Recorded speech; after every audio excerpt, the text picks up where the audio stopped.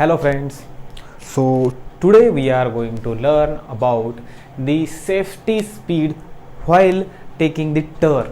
मतलब क्या, जब भी हम फोर व्हीलर या टू व्हीलर पे भी होते हैं, जब हम टर्न लेते for that particular of portion हम सर्कुलर मोशन परफॉर्म करते हैं एंड जब हम टर्न लेते हैं तब हमें एक आउटवर्ड फोर्स फील होता है। इसके कारण आपने बहुत बार देखा होगा, टर्न लेते समय बहुत बार एक्सीडेंट होते हैं, राइट। बहुत बार जो बाइक्स होती है वो स्लिप होती है, स्किड होती है, फोर व्हीलर्स, राइट। तो ये क्यों होता है, इसके पीछे सर्कुलर मोशन है, राइट। तो ये जो स्किडिंग है, ये जो स्लिपिंग है, ये अवॉइड करने के लिए कौन से पैरामीटर्स इंपॉर्टेंट होते हैं और ये क्यों अवॉइड होती है, इसका रीजन भी देखेंगे और इस पर सॉल्यूशन भी देखेंगे।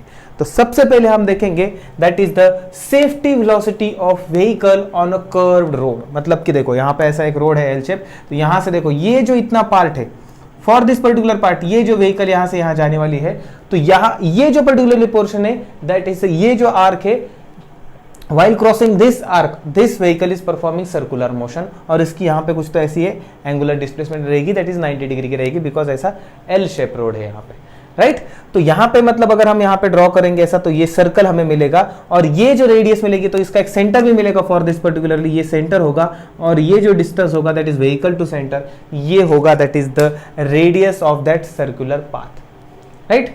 नाउ ये जो हमारी कार है ये स्लिप नहीं होनी चाहिए, स्किड नहीं होनी चाहिए। तो यहाँ पे कौन से फैक्टर्स इंपॉर्टेंट होते हैं, तो सबसे पहले हमें ये समझना चाहिए कि ये for this particular section it is a circular motion. Now consider करो, let m is the mass of the vehicle, v इसकी वेलोसिटी है। नाउ देखो, व्हाइल टेकिंग द टर्न, व्हाइट होगा यहाँ पे, while taking the turn the necessary centripetal force is provided by the frictional force between the tire and road surface। तो देखो अब भी यहाँ पे टर्न ले रही है तो ऑब्वियसली इस पे ये जो सेंट्रिपिटल फोर्स होगा ये यहाँ पे होगा, सेंट्रिपिटल फोर्स कहाँ पे होगा, ये यहाँ पे होगा।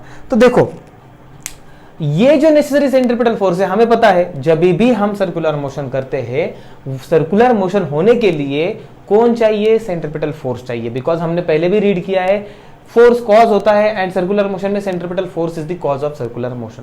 तो यहां पे सेंट्रिपिटल फोर्स कौन प्रोवाइड कर रहा है, that is the frictional force between the road and the tyre. मतलब कि जो सरफेस है, रोड का सरफेस एंड टायर, ये दोनों कांटेक्ट में होंगे और ये दोनों के बीच में जो फ्रिक्शन होगा वो नेसेसरी सेंट्रिपिटल फोर्स प्रोवाइड कर रहा है। नाउ ये देखो कैसे, मतलब फ्रिक्शन फोर्स कैसे मतलब ये कर रहा है। देखो अगर कार स्कीड होगी तो कार स्कीड होगी ना, तो वो रोड के इस साइड को जाती है। मतलब क्या, कार का मोशन इस साइड की तरफ होने वाला है। और फ्रिक्शनल मोशन कैसे होता है, फ्रिक्शनल फोर्स हमेशा मोशन के अपोजिट डायरेक्शन में। मतलब अगर वो इधर स्कीड हो रही है तो फ्रिक्शनल फोर्स इधर लगेगा और वो frictional force that is toward centre होगा, और ये जो फोर्स टुवर्ड सेंटर लगता है अलोंग द रेडियस, उसको हम सेंट्रिपिटल फोर्स कहते हैं। बस this is the main concept behind this. आगे का सिंपल है, फ्रिक्शनल फोर्स क्या होगा, हमने 11 में सीखा है फ्रिक्शनल फोर्स क्या होता है, म्यू इंटू एन। म्यू मतलब क्या, coefficient of friction, and N मतलब क्या, नॉर्मल रिएक्शन। नॉर्मल रिएक्शन मतलब क्या होगी, that is weight of the vehicle. यहाँ पे लिखा मैंने, normal reaction is equal to mg, that is weight of the vehicle. Therefore यहाँ पे हम क्या लिखेंगे, centripetal force is equal to frictional force. Therefore centripetal force क्या होता है, mv square upon r is equal to mu into normal reaction. Normal reaction मतलब mg, तो यहाँ पे mv square upon r is equal to mu mg। ये m cancel हो जाएगा, यहाँ पे रहेगा v स्क्वायर, ये r अगर मैं इधर लेके गया तो ये हो जाएगा mu rg। Therefore v is equal to हो जाएगा under root of mu rg। तो ये जो वेलोसिटी होती है that is the safety speed on the curved road. इसका मतलब क्या कि ये जो वेलोसिटी होगी, अगर इस वेलोसिटी को हमने क्रॉस किया तो डेफिनेटली वहां पर ये जो हमारी व्हीकल रहेगी वो स्किड होगी, वो रोड ट्रैक छोड़ देगी और रोड के साइड में ऐसा पलटी खा के या गिरेगी, या फिर वहां पे उस साइड में स्लिप होगी। तो ये जो सेफ्टी स्पीड होती है, यहां से हमें ये समझता है this safety speed directly proportional to mu, directly proportional to radius, directly proportional to G. मतलब कि जितनी ज्यादा रेडियस होगी, जितना ज्यादा लंबा टर्न होगा, उतना ही सेफ्टी स्पीड ज्यादा होगी। मतलब कि हम ज्यादा स्पीड से टर्न कर पाएंगे। आप ऑब्जर्व करो, आप खुद कैलकुलेट करो, आपके यहाँ पे कुछ तो आप कोएफिशिएंट ऑफ फ्रिक्शन भी आप कैलकुलेट कर सकते हो बाय एक्सपेरिमेंटल प्रोसीजर।